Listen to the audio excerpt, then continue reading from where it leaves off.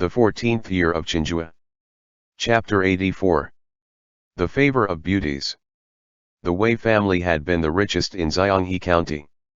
The head of its household, Wei Sulhe, was methodical in business, his concubines were in harmony, and he had a son in old age, which could all be labeled as perfection.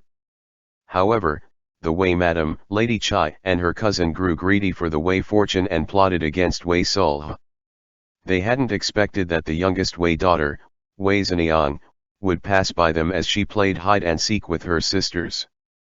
The Chai cousins believed that she knew something, and out of fear of information leaking out, they thus killed her. By coincidence, at that point, Nanny Hu took advantage of the chaos caused by the girl's death to kill the Wei's son, which created another murder case.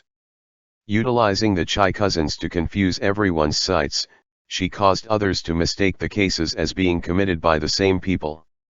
However, she didn't know that in order to clear away his nephew's suspicions, Tang Fan would interfere, first helping Magistrate Wang find out who actually killed Wei Xianghe, then discovering something strange with Wei Sulhe's background, rummaging out a case from 20 years ago, and determining that the killer was the son's nanny, Lady Hu. Things had developed from there. Despite each wave having 3 turns to it, moving up and down at random, this still couldn't have been called a strange case. It wasn't until Lady Hu called out grievances, exposing everything that had happened over 20 years ago, that one felt all of this to have layers and layers of driving forces, and really one couldn't help but sigh at this strange twist. If everything that she had claimed was the truth, then Wei Sulhe's present face of being wealthy and kind was a complete sham. How easy would it be to overturn the charge, however? It certainly wasn't something that could be done with one flap of the lips. Firstly, this all had happened over 2 decades ago, and the evidence from that time period had long been destroyed. If Lady Zhang had died due to poison, a trace or 2 of that could have been gleaned from the bones, but she had been stabbed to death, the body long rotted to just a skeleton. Generally speaking, Tang Fan could not use the method he had in the case of Marquis Wuan's estate, where he had looked for clues from Zheng Cheng's body. In this way, the conditions for finding anything off from the corpse to overturn the case with simply did not exist. Secondly, even if what Nanny Hu had said was true, where Wei Sulhe was a false noble taking the opportunity of worshipping Hu Hanyan as his adopted father to blame him for Lady Zhang's death, then embezzle the Hu family's assets, that meant that he must be a man of deep schemes. 20 years was more than enough time for him to remove key evidence from Daming Prefecture. Tang Fan's group going to investigate now would probably not result in them finding anything. Also, if Wei Sulhe really did do such a thing, he definitely wouldn't be scared into confessing everything once they interrogated him. Also, within this case, the other involved party, the alleged rapist Hu Hanyan, had long been beheaded, and had no way to even think of defending how he had been wronged. His daughter had also only heard his one-sided claims, and she hadn't been at the scene, leaving many details unknown. All of these standing issues made wanting to overturn this case really difficult. Thinking about as much, Magistrate Wang felt a burst of upset. If he chose to believe Lady Hu, that would bring trouble upon himself. He would really be looking for something when there was nothing. If he chose not to believe her, he would be able to kick back and relax, yet his conscience wouldn't be able to take it. At the end of it all, Tang Fan and Sui Zhou had only come to help him, and couldn't decide on his behalf. He wouldn't be able to push this onto others. When will you two sirs be returning to the capital? He had to ask in an inquiring tone. You really want us to hurry on out of here? Tang Fan joked. No, no, no, the magistrate panicked. This humble official just fears that you two will be disturbed by this event, and that you'll be inconvenienced. What do you plan on doing, then? Furrowing his brow for a long time, Magistrate Wang then gritted his teeth. I'll continue investigating. Tang Fan's brows relaxed. Very responsible of you, he praised. Magistrate Wang smiled bitterly. What was the use of being responsible? He didn't flatter people, nor did he have a deep backing, both things causing him to be a minor 7th rank official at the age of 40. Zimo, if you handle this case well, then once I return to the capital, I'll present a memorial telling of your achievements for you, Tang Fan said with a smile. Whenever one reached high places, who wouldn't want to keep ascending? That had no conflict with being a good official. Hearing as much, Magistrate Wang couldn't help but look ecstatic. More important than that was the fact that Tang Fan called him by his courtesy, which demonstrated closeness. Don't get too excited too soon, though, Tang Fan interrupted. As we just said, wanting to overturn this case is not only tricky but exceedingly difficult. The difficulty lies in how many years had passed already. Nearly everyone from that time has died, leaving only Wei Sulh behind. And, if he really is as sneaky and cunning as Nani Hu claimed, it will be difficult to find any inconsistencies with him, just like that one day we paid a visit. If he hadn't hesitated a bit, his tell would not have been noticed even now. Magistrate Wen nodded. I will do all I can to investigate. However, 2 localities are involved. The county bureau's people may not be able to handle it, so I may need to request that Sir Sui send some powerful men to help a little, when the time comes. Saying so, he shot a glance at Suizhou. That timid expression made Tang Fan kind of want to laugh, thinking to himself that since everyone had been interacting with each other these many days, Magistrate Wang ought to know that Suizhou was not someone that used force to bully people. Why was he being so meek? Yet, Tang Fan himself had forgotten that him believing Suizhou to be easy to interact with was established on the basis that the two of them had gone through life and death together, and had associated for a long time. In the view of anyone else, Suizhou's reticence made him unfathomable, his expressionless face having profound shrewdness. The vicious reputation of the Jinyi commander was even more impressive, causing people to stop in their tracks before him. Even if Suizhou was a little white rabbit at his core, Magistrate Wang would dare not be rash, to say nothing of the fact that he was a fierce tiger that merely looked to be docile. Suizhou had heard him, but he didn't agree, instead asking, "Where do you intend to start investigating?" From Wei Sulha's assets of the past years, Lady Hu said that he previously had a dire financial situation, whereupon he sought shelter at the Hu family. After Hu Hanyan's death, he left Daming, then became instantly rich by doing business. He had evidently already become a county honorate, so why would he suddenly relinquish the opportunity of scholarly honors to turn to trade? If what Lady Hu said is true, there must have been some massive incentive therein that had caused him to be willing to give up the exams and start being a merchant. For that reason, I can find out where exactly the Hu family's assets went after Hu Hanyan's death. That idea was quite reasonable, though it would likely not get any results. Suizhou looked towards Tang Fan, meaning that he was letting him determine whether or not he would send help for this. Tang Fan thought for a bit. We might as well send people to take a look based on what the magistrate has said, as they might actually find something. Zimo, are the case's files here with you? Give them to me so that I can look them over when I get back. I'll see if I can discover anything. This humble official will go fetch them. When it came to certain subjects, Tang Fan would have an abnormal obsession. This case was clearly unrelated to him as of right now, and he could just throw it entirely over to the magistrate to handle, but as the issue had appeared right in front of him, his interest was hooked and he would have to find the truth before he'd be willing to rest. Hence, after bringing the files back to the inn, he holed himself up in his room, unable to be lured out even for dinner. It wasn't until Suizhou went in and dragged him out that he obediently sat down to eat. But even that meal had no peace as he ate absent-mindedly, mumbling to himself as he did so. Hu Hanyan came back home from the pawn shop in broad daylight. Even if he did have ill intentions towards Lady Zhang, there was no way he would be in such a rush. According to Lady Hu, their household had 3 different courtyards. Hu Hanyan and Wei Sulh were adopted father and son, but in order to avoid talk, it would have been impossible for the married couple to have lived too close to Hu Hanyan. Supposing that he actually did want to hurt Lady Zhang, How could he have dragged her so far away to his own study without anyone seeing? In order to help Magistrate Wang uncover the whereabouts of the Hu family's seized capital, Yanli and Gongsun Yan hadn't yet returned from Daming. Tang Yu and her son weren't around, either. Qian Saner couldn't stand this demonic noise flooding his ears, resolutely abandoning them with a face of suffering to go run off to another table and eat alone. That left Suizhou alone, who wasn't leaving and stayed on eating at this table. Still, he had to say something. That's soy sauce, not vinegar. You're soaking an entire dumpling in soy sauce. Are you trying to kill yourself from salt? Huh. Tang Fan stared at him blankly.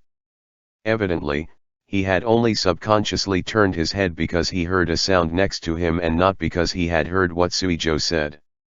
With no other option, Suizhou pushed the vinegar dish in front of him, grabbed his hand to maneuver the dumpling held in his chopsticks into the vinegar, and sent the dumpling into Tang Fan's mouth. Getting fumigated by the vinegar stench, Tang Fan finally tasted it and his face scrunched up from the strange flavor of the vinegar and soy sauce-soaked dumpling. What's with this flavor? Why is their vinegar so salty? It's the unique vinegar soy sauce of the Tang clan, unlike any other, Suizhou answered collectedly, thinking to himself that next time, he would switch out the vinegar with chili peppers. He knew that Tang Fan's personality was just like this, though. As soon as he came across anything important, he would get particularly focused, and no one would be able to shake him out of it.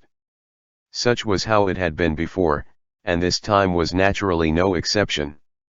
As expected, after he was finished with his absent-mindedly taken meal, Master Tang got up and returned to his room to continue deliberating. Scattered about his bed and table were the dossiers relating to the old case, copies of Wei Sulha's household registry and other such things. There were even copies of Lady Hu's plea petitions that she had written to redress her father's case. It had to be said that the woman was very meticulous. Because she had been Hu Hanyan's only child, he had put his heart into teaching her, and she had grown up rich and pampered, which inevitably made her different from the average woman that couldn't even read. While she had scrambled all over the place back in the day, she had been cautious, having people write multiple copies of her plea petition as well as keeping all of her previous correspondences with her father, which had all been properly hidden away by her until she reported them to Magistrate Wang. Perhaps all of these objects appeared to have no use, but Tang Fan always had faith in one principle: when someone did something, regardless of whether it was a good or a bad thing, they would always leave clues of it behind. There was no such thing as clothes without visible stitches in this world. People's hearts were variable, and the relationships between them even more so. As long as one was human, they would have their own ideas and behaviors.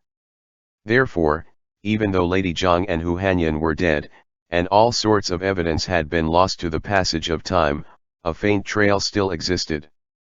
They just needed to see if they could find it. The process of poring over each and every line of the dossiers and documents, picking out every flaw in them was, without a doubt, very tedious, and not much better than when he had had to memorize the writing style of eight-legged essays. However, he had always abided by the ethic of either doing something to its fullest or not doing it at all.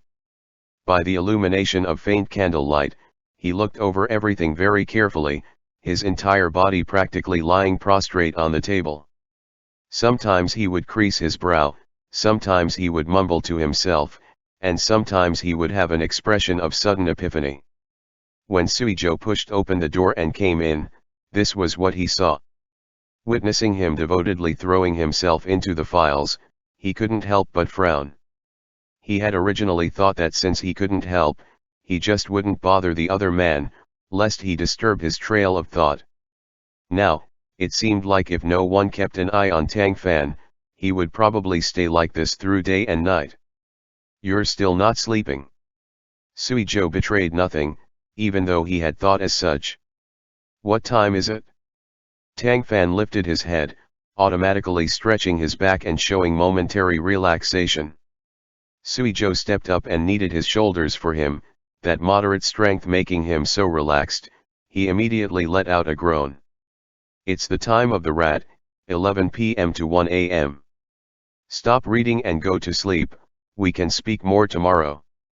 That late? Tang Fan was alarmed, looking at the hourglass on the tall side table.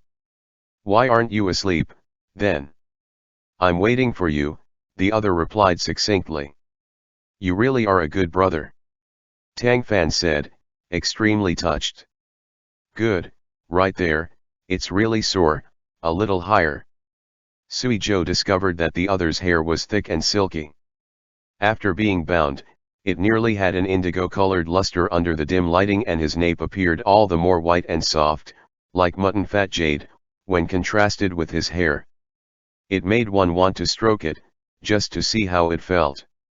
As he thought so, he did so, and the one being touched showed a look of relaxation, even asking for more kneading of his own volition. Get both sides when you massage them. The corners of Sui Zhou's mouth raised slightly, he would do as His Majesty wished.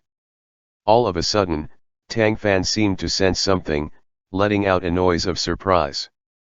Guangchuan, I noticed you're using your left hand to massage my neck, and there seems to be no difference in strength from your right hand. According to conventional reasoning, everyone had one hand they were mainly using. Most people were right-handed, so even if they were massaging someone's neck, their hands would definitely be at different strengths due to one of them being the dominant hand.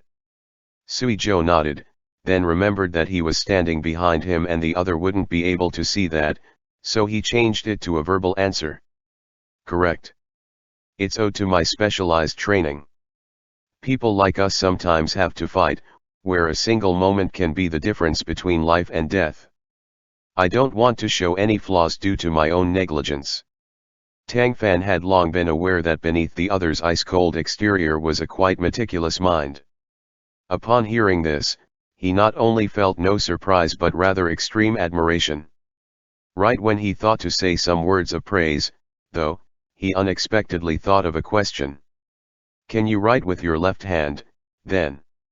Yes, but not as well as I could with my right.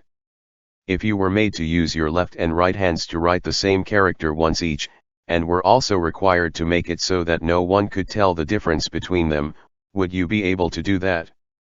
Sui Zhou pondered this in earnest and responded, I might be able to get them nearly identical, but because each hand has more power in different directions, if one looked closely at them, they would definitely be able to tell. They wouldn't be completely the same.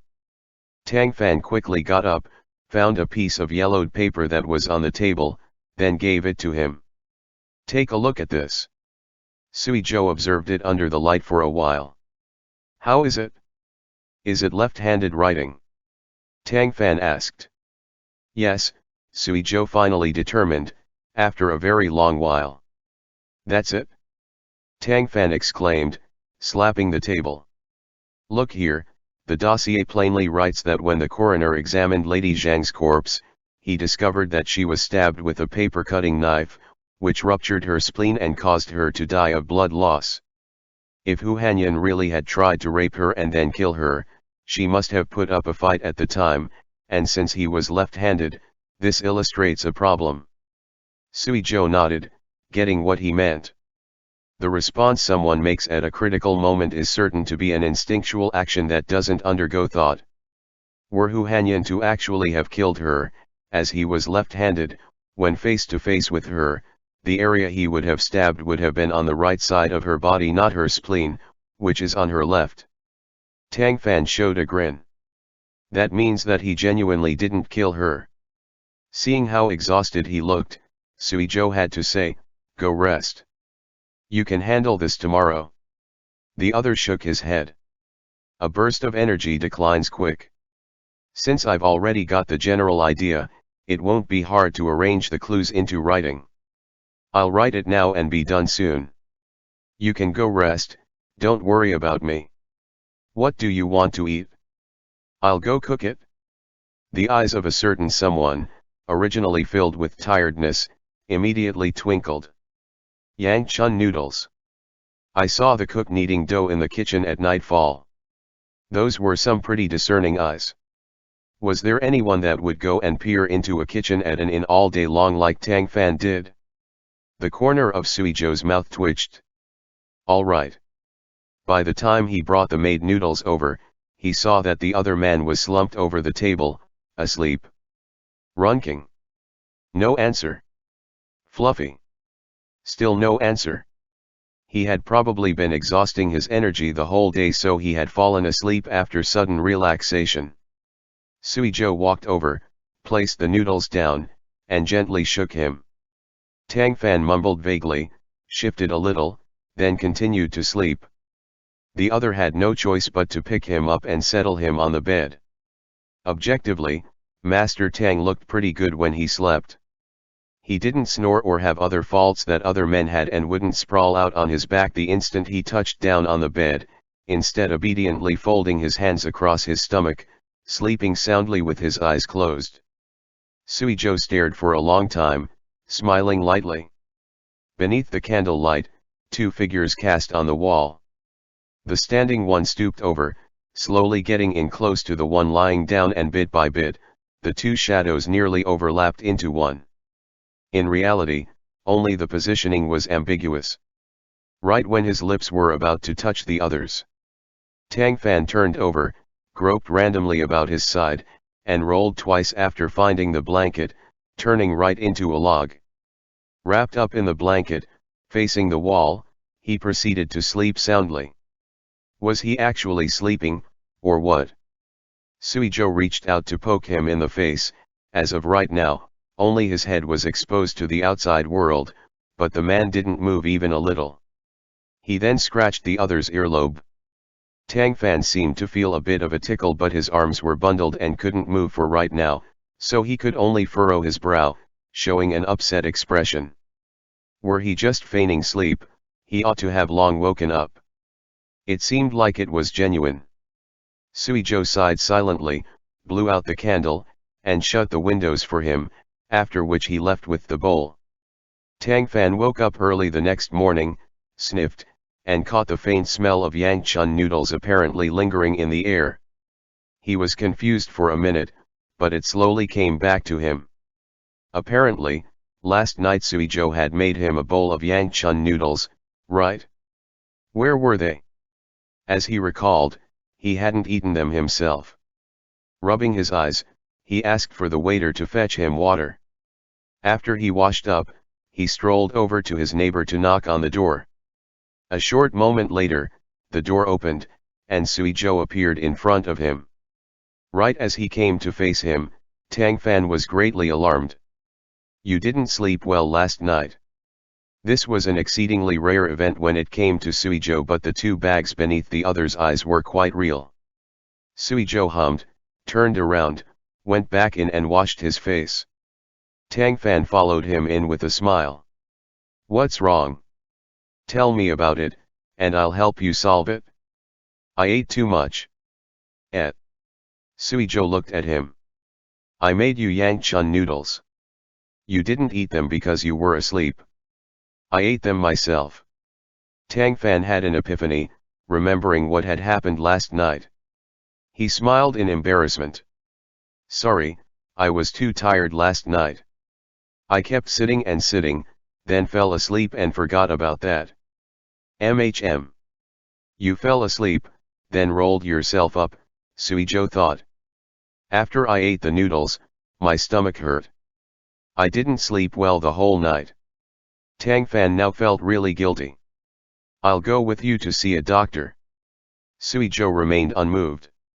Wouldn't going to see a doctor expose him? No need. I just want to rest. The more unfazed he was, the more ashamed Tang Fan was.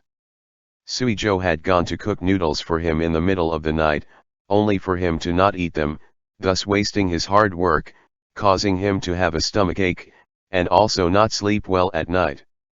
Just listen to all that. What kind of heartless deed had he done? The guilt in Master Tang's heart was about to break through the horizon, his expression worried. That won't do, let's go to a doctor before that. Can you still walk? Do you want me to help you? No need, I don't want to. I'll lay for a bit and be fine. Fine, lay down right now, then. I'll have the waiter fetch some water and get some congee and light dishes prepared. If you have a hurt stomach, you should eat that. Saying so, he pulled Suizhou straight to the bed to lay down, covered him with a blanket, and finally turned to attend to the food. Soon after which he brought the congee over. Suizhou made to get up, but the other hurriedly said, "Lay down and don't move, I'll feed it to you." Had he not said that, it would have been fine, but once he did, Suizhou recalled that time they had come out of the Gong noble's tomb, when Tang Fan feeding him medicine had ended with the entire bowl of it overturned on his face. That shadow had not yet dissipated to this day. The favor of beauties is the hardest to enjoy. The ancients truly have not lied. Let it be, I'll do it myself. You can just sit here. Master Tang clearly remembered what had happened the last time he fed him medicine, too, but he was thick-skinned, merely chuckling and passing the bowl over. Suizhou took a light sip. The temperature was just right. His speed then gradually picked up, and he effortlessly drank it down in a few gulps, as he normally would. In the end, he was met with Tang Fan's surprised expression. "Doesn't your stomach hurt? Are you sure you should eat so fast?" He had accidentally revealed himself again. "I'm fine." He calmly set his bowl down, prepared to divert. "Having something patting my stomach is better. Since the major clues of the case have been found, we'll have to return to the capital as soon as possible. You're no longer part of the Ministry of Justice, and you haven't yet reported to the inspectorate, intervening in this case that you had no authority to. Don't give others an excuse to attack you as soon as you take your post." Tang Fan's intention was indeed diverted, and he nodded. "I will hand this over to Magistrate Wang. With this clue on hand, the truth about Hu Hanyan's case can come to light. Although no evidence of Wei Sulha murdering his wife can be found, the Wei family's reputation will certainly suffer from this. The He family and him are in-laws, so I hope the He family won't mistakenly believe that I specifically targeted them because of He Lin. No matter what, my sister is a member of the He family in name." Suizhou shook his head. "They won't. They can't curry favor with you enough right now, and dare not offend you." Tang Fan thought it over, and that seemed to be right. Patriarch He was unlike He Lin. He was someone that was very capable of deducing the positive and the negatives of the situation, so even if he was unhappy with Tang Fan, he would never show that. Moreover, Wei Sulha's situation was unrelated to Lady Wei. She might suffer criticism, but with He Ying around, he would never allow He Xian to divorce her, else the He family would be suspected of taking advantage of others' troubles. While they spoke, Qian San'er came and said that Magistrate Wang was outside, requesting to see him. Tang Fan invited him to the main hall downstairs for the talk, then said to Suizhou, "Your stomach hurts, so don't move, just rest here. I'll have Qian San'er bring you lunch later." Suizhou nodded. "Go ahead." Tang Fan headed down to see Magistrate Wang. The latter was vexed as he hadn't found any evidence. "Sir, the Jinyi Wei passed news along that after the Hu family's property was all confiscated, the Daming magistrate returned a portion of the properties to Wei Sulha on the grounds that he was the Hu family's adopted son, and that his wife had been killed by Hu Hanyan. It was from that first wealth that Wei Sulha was able to create his fortune, and it passed along a legal road, so that can't be used as evidence against him." Tang Fan told him of his left-right hand hypothesis that he had thought up of last night. Hearing this, the magistrate beamed at once, his dejection swept away into nothing. "You're brilliant, sir. With that evidence, Wei Sulha won't be able to deny it." Tang Fan didn't have his optimism. This could only prove that Nanny Hu's father wasn't the murderer, at most. It couldn't prove that Lady Zhang's death had anything to do with Wei Sulha. The reality that Nanny Hu killed the Wei son still exists. Her father's case can be overturned, but hers cannot be. We both know that it's impossible for Wei Sulha to have nothing to do with Lady Zhang's murder, but he will never admit that himself. Thinking that to be true, Magistrate Wang sighed. Nanny who should be satisfied with the exoneration of her father, as we've already done our best. From this alone, it will be more apparent that Wei Sul is kind on the outside but evil on the inside, and nothing good at all. Make a memorial about this and I'll support it. It should be able to draw the attention of the court quickly. Hu Hanyan's case will be able to be overturned. Since he did a lot of good in his life and died in such a way, he should obtain honors, which I will report. The other hesitated. Will that be too much trouble for you? Tang Fan shook his head. Not at all. This won't be enough to awe people, otherwise. Those officials that are confused on how to judge cases will look to this as an example. His talk of helping him out was really not just talk. Tang Fan's current post was as a censor and such a position could make tall waves without any wind. It was no problem for those to pick out and denounce people's shortcomings all day long, to say nothing about what Wei Sul had done. If Magistrate Wang unveiled the inside information of what had happened 20 years ago, then Tang Fan would only have to send a memorial up in support of him.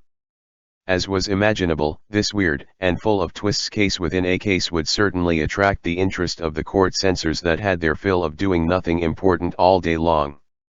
On account of Nanny Hu taking revenge for her father, even though Tang Fan himself believed that she shouldn't have killed the innocent Wei Sun, when it came to present viewpoints, that would be enough to label her as a filial daughter.